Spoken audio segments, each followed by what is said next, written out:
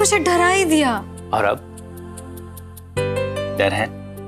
नहीं, बिल्कुल डर नहीं लग रहा है। ऐसा लग रहा है कि मैं सबसे सुरक्षित हूँ। और मैं महसूस कर रहा हूँ कि इस नई जगह पहले दिन काम से लौटने के बाद अपनी नई नवेली बीवी के पास होने पर थकान कैसे रफू चक्कर हो जाती। कितना सुकून मिलता है इस एहसास से कि अब हमारी एक छोटी सी दुनिया बस रही और ये मुमकिन हुआ है तुम्हारे आ जाने से। फिल्म के हीरो की तरह रोमांटिक होके बताऊं? इधर आओ, इधर बैठो। जब से तुम मेरी जिंदगी में शामिल हुई तब से जिंदगी का हर लम्हा खूबसूरत हो गया। तुम्हें पता है आज मैं ऑफिस में काम से ज्यादा घड़ी देख रहा था। अच्छा, वो क्यों? अरे घर पहुंचने के लिए। अरे यार नई नई शादी हुई है, थोड़ा रोमांटिक होने का तो हक बनता है ना। इतनी खूबसूरत बीवी को घर छोड़कर किस कमबख्त का ऑफिस में काम करने को मन लगेगा। ओके ओके ठीक है, चलिए मैं आपके लिए भी खाना लगा देती हूँ। खाने से पहले कुछ मीठा हो जाए। इस वक्त कौन हो सकता है? शायद पड़ोस की मुझसे शर्मा होंगी। उन्होंने कहा था कि वो अचार लेकर आ रही है। बस 1 मिनट, मैं अभी देख कर आती हूँ।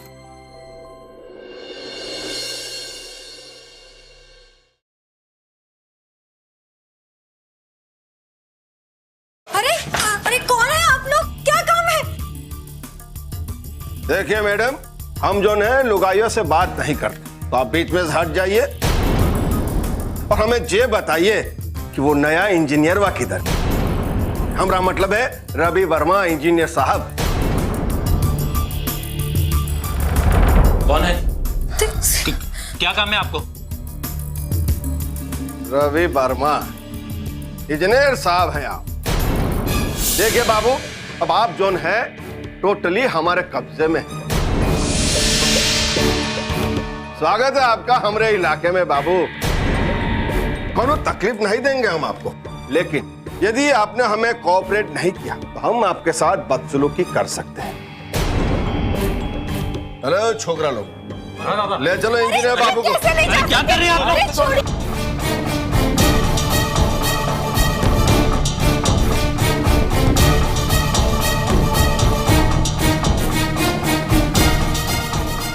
छोड़िए ना मैडम, समझती काहे नहीं हो? तुम अपना काम करो, हमें जो है अपना काम करने दो। बेफालतू हुज्जतबाजी ना हो, वही हमारे लिए बेहतर है। प्लीज इन्हें छोड़ दीजिए। चला बेटा तो गाड़ी में। और हाँ मैडम, यह चिट्ठी बा हमने लिखी, इसमें हमने सब कुछ लिखा है। हम काहे इंजीनियर बाबू को अगवा करके ले जा रहे हैं, हमारी मांगे का है, सरकार को क्या करना है क्या नहीं करना है। अब देखिए सरकार जब हमारी मांगे पूरी करेंगी तभी तो आपके पतिदेव घर पे सही सलामत आएंगे ना। अरे छोड़ो मुझे। मैं हाथ जोड़ती हूँ, इन्हें छोड़ आराम दीजिए। से पढ़ ले। हाँ अरे ओ छोकरा लोग, बिठाओ बिठाओ इंजीनियर बाबू को, बांध दो ठीक से। छोड़ दीजिए प्लीज, प्लीज उन्हें छोड़ दीजिए।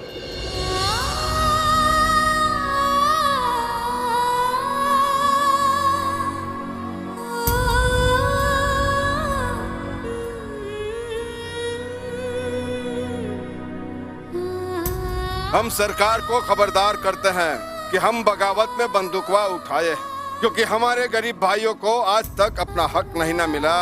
हमारे भाई बंधु गरीबी, भूखमरी और बेकारी की जिंदगी जी रहे हैं और ये हमसे सहा नहीं जाता। ये कारण संघर्ष वाहिनी बंदूक उठाए हैं। हम इधर के नए इंजीनियर बाबू रवि वर्मा को अगवा किया है। अगर सरकार उनको जिंदा बचाना चाहती है तो हमारी मांगे पूरी करे और हमारे 4 साथी को जेल से रिहा कर दे, नहीं तो इंजीनियर बाबू की मौत का जिम्मा सरकार का होगा। और हाँ एक और बात, हम खून खराबे से नहीं डरते।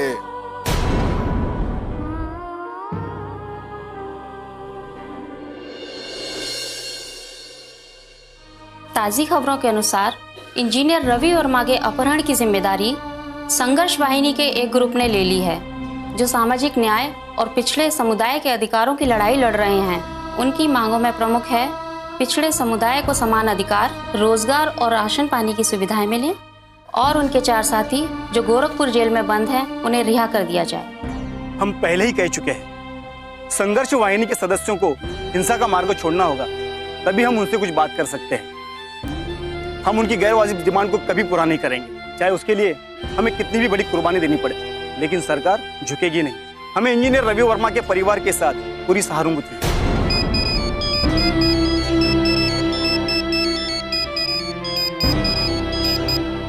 हेलो पापा, क्या करो कुछ समझ में नहीं आ रहा। यहाँ तो किसी को कुछ फर्क ही नहीं पड़ता है, और वहाँ पता नहीं वो कहाँ होंगे, किस हाल में होंगे।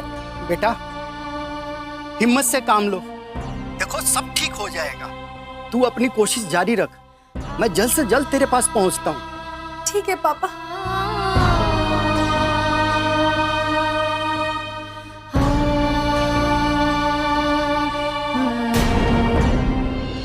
सरकार अपने तरीके से ऐसे नाजुक मामलों को सलटाती है। सरकार का आम नागरिक और उनके कर्मचारियों के सेफ्टी के प्रति कोई जिम्मेदारी है या नहीं, हम इस बात से तो मुक्त नहीं हो सकते।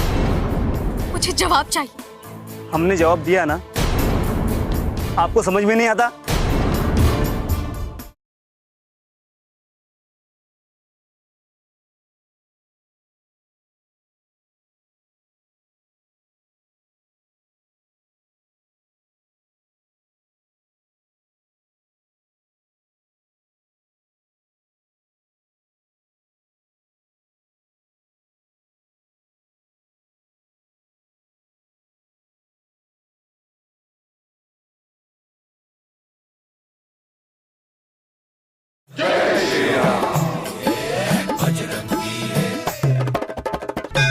प्लीज सर, आज 5वां दिन है और सरकार कब से यही कह रही है कि आप कोशिश कर रहे हो, लेकिन अभी तक कुछ हुआ तो नहीं ना। सर आप मेरी बात तो सुनिए, आप अच्छी तरह से जानते हैं वो लोग मेरे पति के साथ कुछ भी कर सकते हैं। सर अगर उन्हें कुछ हुआ ना तो मेरी दुनिया उजड़ जाएगी। सर देखो बहन, सरकार अपने तरीके से ऐसे नाजुक मामलों को सलटाती है। सरकार का आम नागरिक और उनके कर्मचारियों के सेफ्टी के प्रति कोई जिम्मेदारी है या नहीं, हम इस बात से तो मुक्त नहीं हो सकते। मुझे जवाब चाहिए। हमने जवाब दिया ना, आपको समझ में नहीं आता?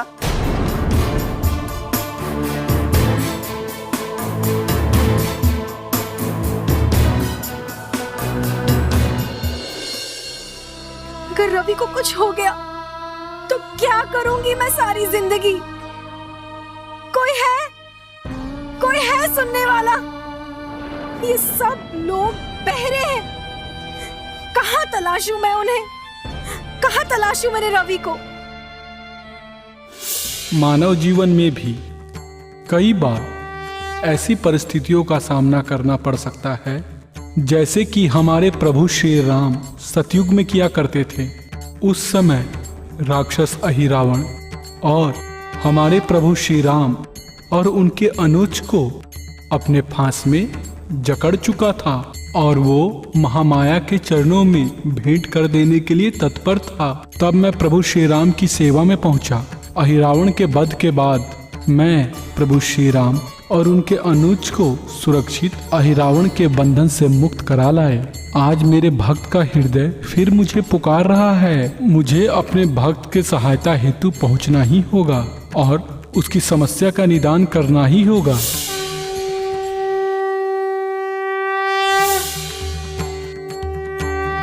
जय जय जय जय जय जय जय जय जय जय जय हनुमान। जय हनुमान ज्ञान गुण सागर, जय कपीस तिहु लोक उजागर, राम दूत अतुलित बल धामा, अंजनी पुत्र पवन सुत नामा।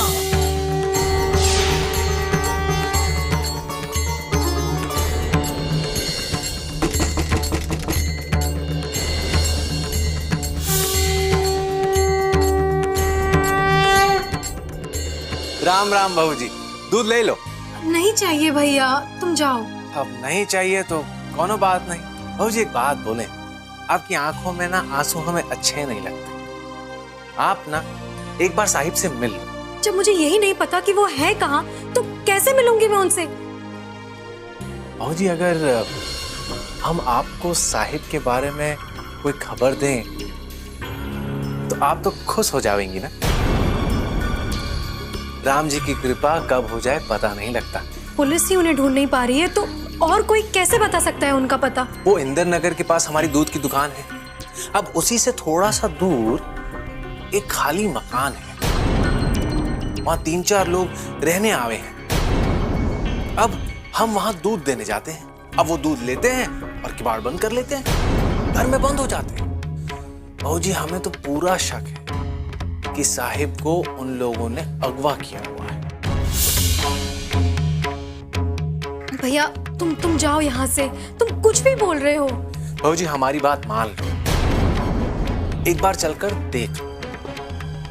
अब वहां पर साहब मिल गए तो अरे हर्जा का है। तो फिर हम पुलिस को बता देते हैं, हो सकता है हमें सच्चाई का पता चल जाए। ना ना भाऊजी, ये अनर्थ ना करना, अभी पुलिस और कचहरी का वक्त नहीं है। अगर उन लोगों को खबर लग गई तो साहब की जान खतरे में आ सके है, वो लोग यहां से भाग भी सकते हैं। लेकिन मैं अकेले इतनी दूर, कहीं मैं किसी और मुसीबत में पड़ गई तो? लो कर लो बात। भाऊजी सीता मैया ने ना राम जी की खातिर पर्वत, वन, नदियां किसी की परवाह नहीं की, पूरे 14 बरस काटे। हम तो ये बात मानत हैं कि भारत की स्त्री में दुर्गा माता और सीता मैया बसती हैं। उसमें इतनी शक्ति होती है कि वो अपने पति की खातिर किसी से भी भिड़ जाए। अब डरो नहीं, बस निकल चलो। चलो राम जी का नाम लो और चलकर देख लो, हम आपके साथ हैं। बताओ चलना है या नहीं?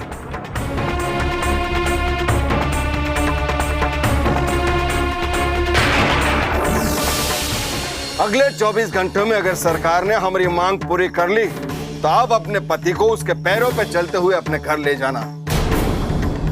और अगर सरकार ने हमारी बात नहीं मानी तो समझ लो तुम्हारे पति की लाश हमारे कंधों पर डालकर आपके घर पर फेंक देंगे।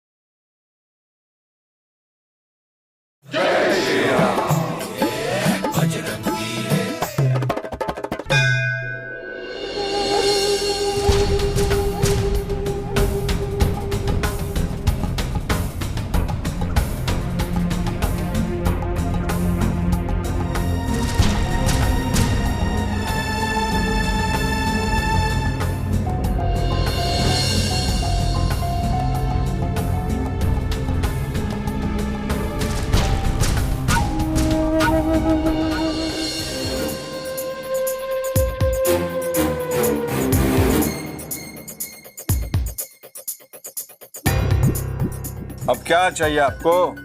मेरे पति रवि वर्मा, जिन्हें आप लोगों ने किडनैप कर लिया है, मैं जानती हूँ वो यहीं कहीं है। मुझे बताइए, मैं आपके हाथ जोड़ती हूँ, मुझे बताइए वो कहाँ है। मेरे पति में मेरी आत्मा बसी हुई है और जहाँ आत्मा होगी वहीं शरीर होगा।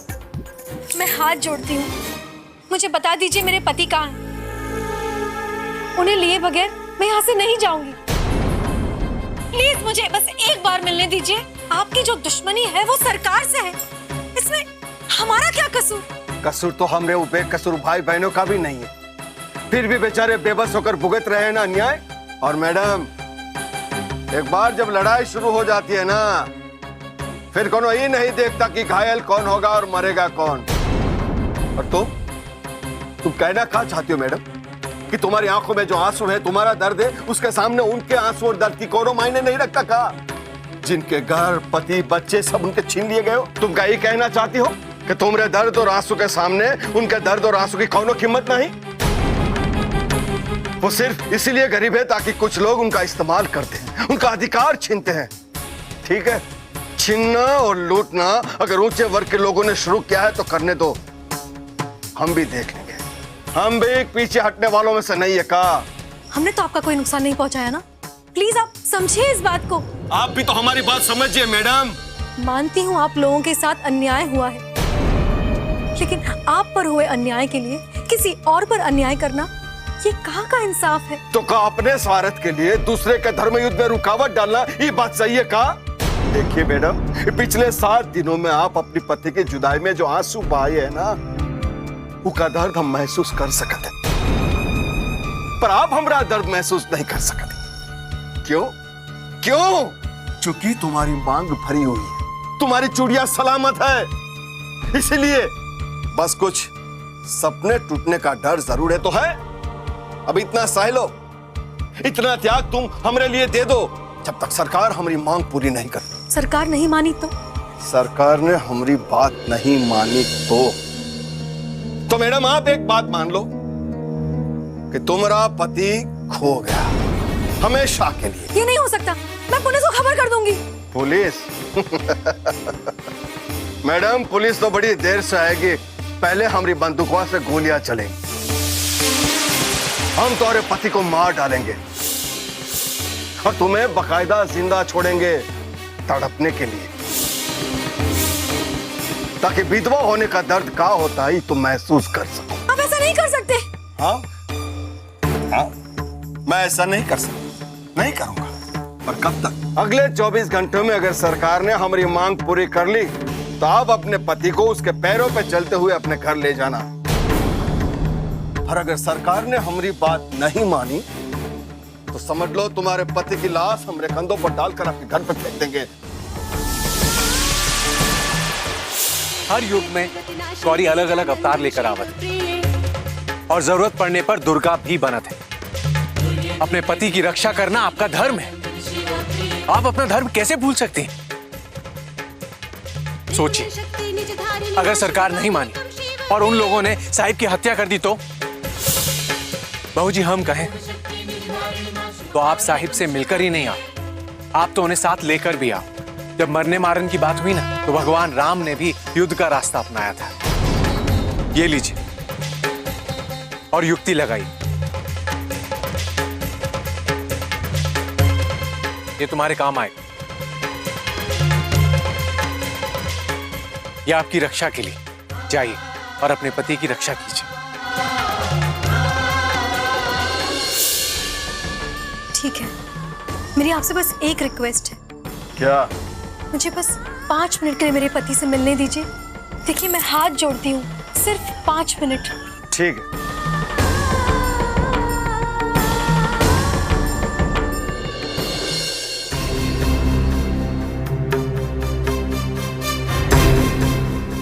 आइए मैडम। अरे ओ इंजीनियर बाबू, देखो हमरे संग कौन आया है। तो हम लोग आए हैं।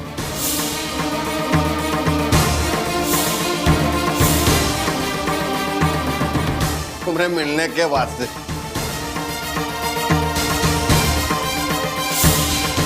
जी भर के बातें कर लो, हो सकता है ये वक्त ही तुम्हारी आखिरी मुलाकात हो।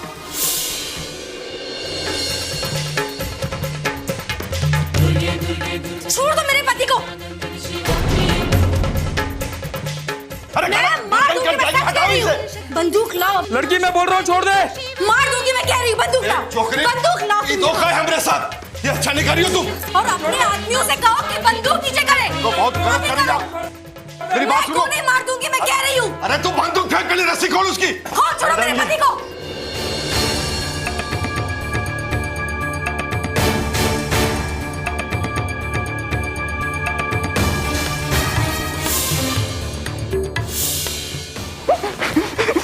अंजलि, छोड़ना नहीं से अंजलि।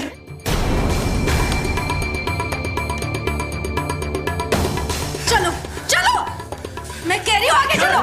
मैं कहती चलो, पीछे आने की जरूरत नहीं है। बहुत बड़ी गलती कर रही हो तुम। तुम मत आना पीछे। ये हमरे साथ अच्छा नहीं किया तुम लोगों ने। बात और अपने आप जुकर कह के गन फेंक दे। बुड़बक लोग बंदूक नीचे रखो। चल बंदूक नीचे। चल चलो यहाँ पे। मैं कहती हूँ मैं गोली मार दूंगी। चलो आगे। बड़ी गलती कर रही है, महंगा पड़ेगा। चलो जाओ अंदर। चलो अंदर। मैं कहती हूँ जाओ अंदर। जाओ।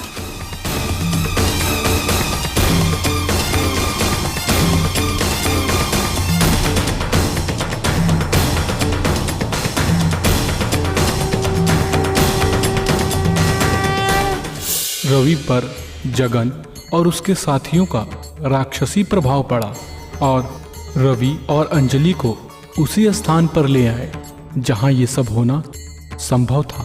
जैसे राम को सीता मैया और लक्ष्मण जी के साथ उस स्थान पर पहुंच जाना जहां रावण उनको हरने वाला था। इस कारण रवि संकट में आ गया था, परंतु जगन ये नहीं जानता था रवि और उसकी पत्नी अंजलि की मेरे प्रति श्रद्धा और भक्ति के कारण दो बातें हुई। एक तो रवि और अंजलि के संकट हारे जाने थे, तो दूसरी ओर मेरे ऊर्ध्वमुख की उपासना से। इसीलिए तो कहा गया है, जो जस करहि तस फल चाखा, कर्म प्रधान विश्व रचि राखा। जो मेरे भक्त ऊर्ध्वमुख की उपासना करते हैं, श्रद्धा रखते हैं, उन्हें पतिव्रता धर्म पत्नी मिलती है। तो मेरे साथ बोलिए जय श्री राम। विपरीत ग्रहों के कारण जब परिस्थितियां अपने बस से बाहर हो जाती है, तब केवल हनुमान की आराधना ही सारी बाधाओं से पार लगाती है। घोटाले के चलते आप अपना रजिस्टर देंगे? देखिए आप लोग मेरी बात ध्यान से सुनिए। मेरे ऊपर लगाए गए तमाम आरोप बेबुनियाद हैं और ये साजिश है विपक्ष की मुझे बदनाम करने के लिए, और इसे मैं बहुत जल्द साबित कर दूंगा। लेकिन आप मिस्टर विवेक अस्थाना और भ्रष्टाचार विरोधी संगठन के बारे में क्या कहेंगे? हमने सुना है कि वो लोग आपके इस्तीफे को लेकर धरने पर बैठने जा रहे हैं। देखिए भ्रष्टाचार विरोधी संगठन क्या कह रहा है, इससे मुझे जरा भी मतलब नहीं। इनका तरीका पूरी तरह से असंवैधानिक है और प्रजातंत्र के लिए ये खतरा है। अरे जनता चुनकर हमें भेजती है, इन्हें नहीं। और आप उसी जनता को धोखा दे रहे हैं। आपके पिताजी मिस्टर निर्मल प्रसाद वर्मा, जो कि कितने बड़े समाज सेवक थे, क्या आपको लगता है कि आप उनके बताए गए रास्ते पर चल रहे हैं? आज भी मैं अपने बाबूजी